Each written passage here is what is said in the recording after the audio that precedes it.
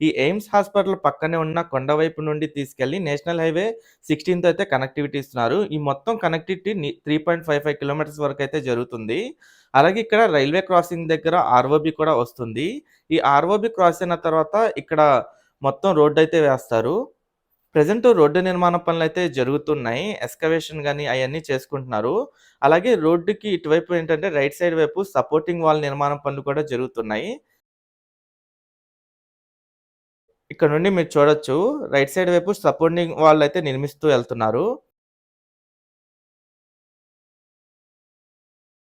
ఈ E13 రోడ్డొచ్చేసి ఎర్రబాలెం నుండి నీరుకొండ వరకు ఉంటుందని చెప్పా గదా! మొత్తం 8 జంక్షన్‌లనైతే క్రాస్ అవుతుంది. N3A, N4, N5, N6, N7, N8, N9, N10 వరకు అయితే ఉంటుంది. అలాగే ఈ ఎక్స్‌టెన్షన్ వచ్చేసి ఎర్రబాలెం నుండి నేషనల్ హైవే 16 వరకైతే ఉంటుంది.